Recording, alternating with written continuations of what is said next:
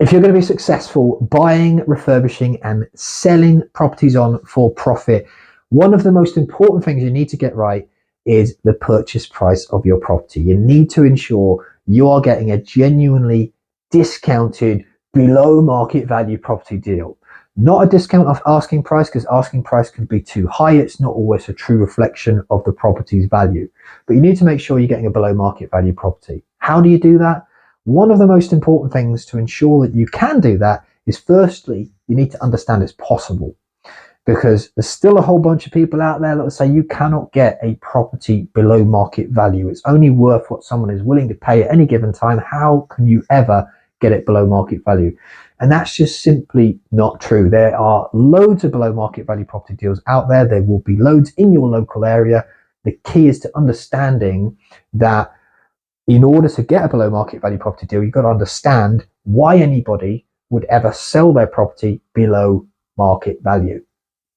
Now, there's a whole bunch of different reasons, so this is not an exhaustive list, but generally speaking, if someone has some kind of a motivation to sell quickly, then you can get that property, or you're more likely to be able to get that property at the right price that works for you, that you've got enough of a buffer in there to make some profit on your next project. But there needs to be a motivation. So you're looking for the exception to the rule.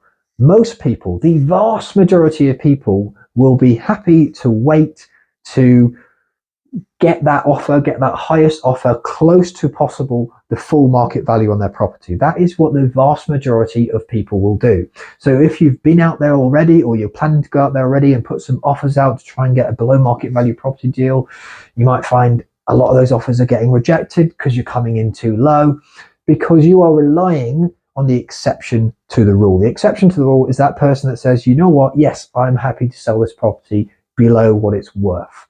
They have to be the exception to the rule. Ultimately, if you just go out there, view one property, get it massively below market value, then you are very lucky, first and foremost, and everyone will be doing this. Flipping property is something that takes time and effort and energy to be successful at, like any business.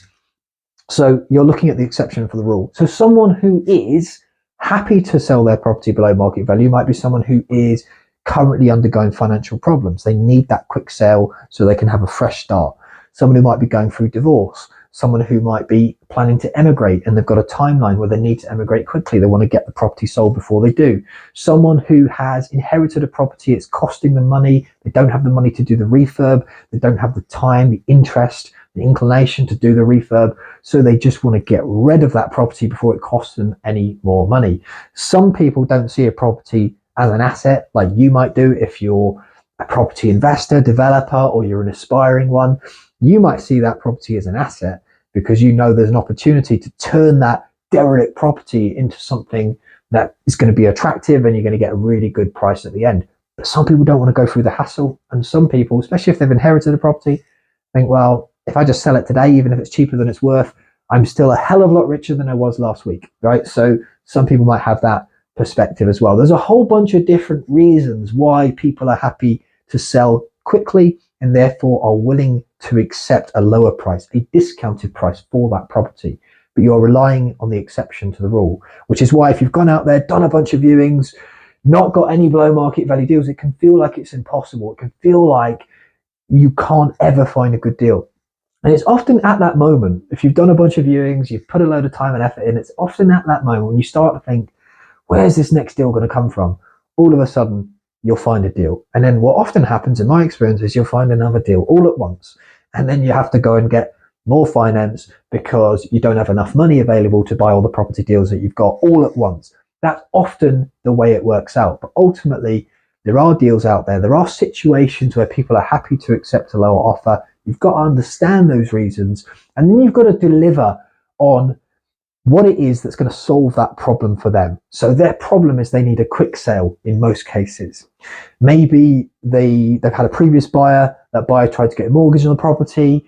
It didn't go through because the property might have had a structural problem. It's in need of a new roof. It might have major damp problems. There's something in that property survey that's meant that property couldn't get a mortgage.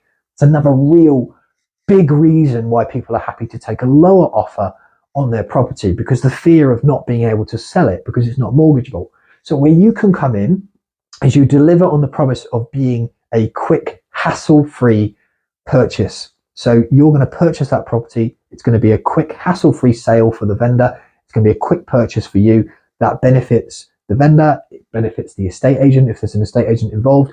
And ultimately, it benefits you because you get your next project at a good price that you can actually make a profit on. So really, you have to deliver on that promise. You can't offer the maximum value for that property. It doesn't make sense to. You'll make no money if you pay too much for that property. And an agent, and in most cases a seller, will understand that.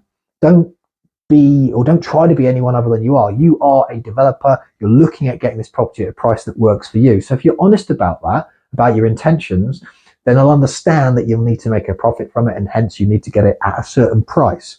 But what you can deliver on is you can deliver on a problem being solved. So the property in their mind can't be sold at the price that they previously wanted, or they just need to get rid of it because of their circumstances, their financial problems, their need to do something quickly.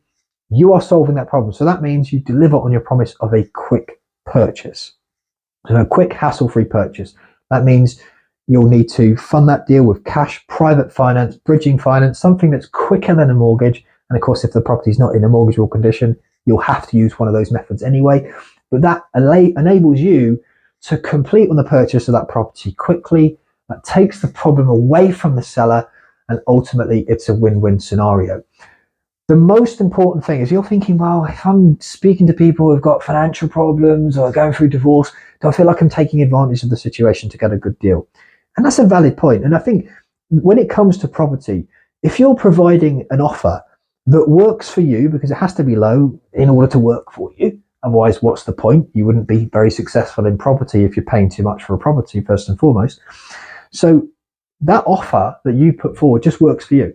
If it doesn't work for them, so it doesn't work for the seller, they won't take it.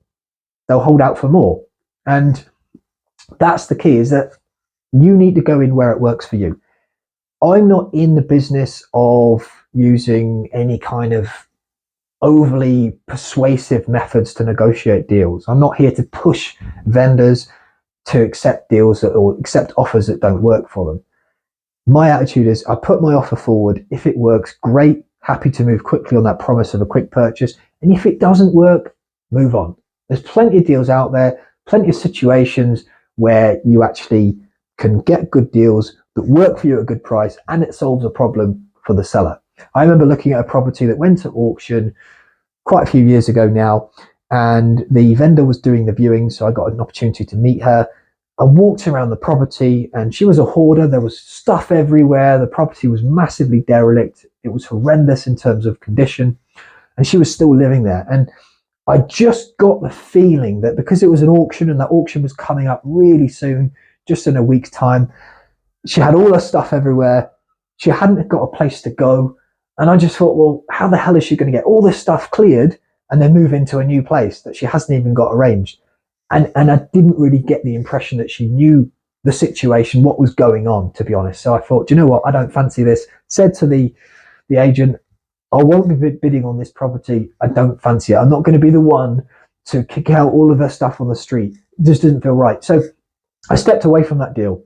And in about a month's time after that, I got a phone call from the agent saying, do you know what? That property, she talked about that property, is now available again because another developer had bought it off that person and panicked at the extent of the works that needed to be done. They bought it without seeing it and thought, I want nothing to do with this. So I was able to actually buy it off them later because they needed to sell quickly. So sometimes if a deal just doesn't feel right, if you feel at any point that you're, that seller's not comfortable with the situation, you're not providing a win-win solution, you can step away. You can find another deal. There's plenty of good deals out there if you're feeling that way. So I like to do business with integrity. I like to put an offer forward that works for me. If it doesn't work for the seller, I move on, find the next deal. It really is as simple as that.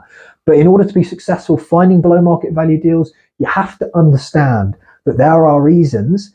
They might be the exception to the rule, but there are reasons where someone needs a quick sell, and you coming in with an offer that they're willing to accept is a solution to that problem. So hopefully that helps you. If you've enjoyed this video, go ahead, hit that like button, subscribe to the channel, and you'll see me in the next one.